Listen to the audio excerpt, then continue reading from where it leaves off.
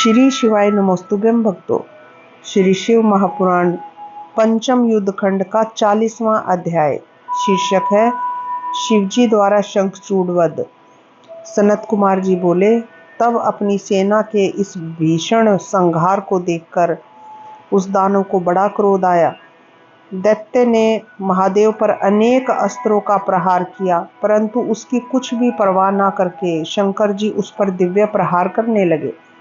उसे तत्क्षण ही उसकी सारी माया नष्ट हो गई और वे सब दिव्य अस्त्र निस्तेज हो गए। महाबली महेश्वर ने उसके लिए अपना वह शूल उठाकर, जिसका सहन करना तेजस्वियों के लिए भी कठिन था, फिर तो उसी समय यह आकाशवाणी हुई कि हे महेश्वर, अभी इस शूल को इस पर मत चलाओ। आप जैसे समर्थ के लिए शंखचूड़ को मारना कठिन नहीं है। जब तक इसके पास विष्णु का उत्तम कवच और उसकी पतिव्रता स्त्री है, तब तक इसको ना तो जरा आसक्ति है और ना ही मृत्यु। इस प्रकार उस आकाशवाणी को सुनकर शिवजी ने वैसा ही किया और उस शूल को रोक कर रखा। फिर तो शिवजी की इच्छा से श्री विष्णु जी वहां आ गए और उन्होंने वृद्ध ब्राह्मण का वेश धारण कर शंखचूड़ से भेंट कर भिक्षा मांगी। शंखचूड़ ने पूछा कि क्या चाहिए। इस पर वे वृद्ध ने कहा, मैं इस प्रकार नहीं मानूंगा, पहले आप प्रतिज्ञा कीजिए। शंखचूड़ ने प्रतिज्ञा की। ब्राह्मण ने कहा, मैं आपका कवच चाहता हूँ।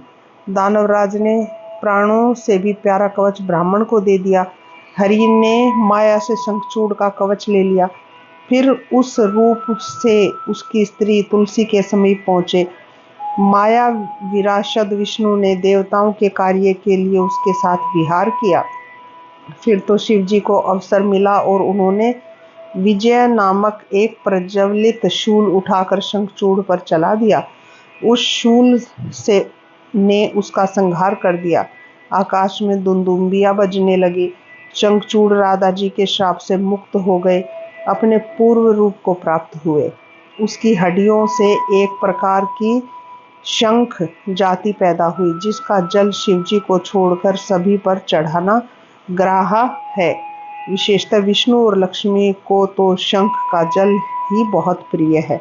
शंकर जी का यह सुखदायक चरित्र सब दुखों को हरने वाला है, लक्ष्मी देने वाला और सभी मनोकामनाओं को पूर्ण करने वाला है। जो कोई शंकर भगवान के इस चरित्र को नित्य श्रवण करता है या पढ़ता है या पढ़ाता है, वह धन धान्य पुत्र और सब सुखों को प्राप्त करता है। ब्राह्मण ब्रह्म तेज युक्त, क्षत्रिय युद्ध विजयी, वैश्य धनी और शूद्र श्रेष्ठ होता है। इस प्रकार श्री शिव महापुराण पंचम युद्ध खंड का 40वां अध्याय यही समाप्त होता है। श्री शिवाय नमोस्तुभ्यं भक्तों।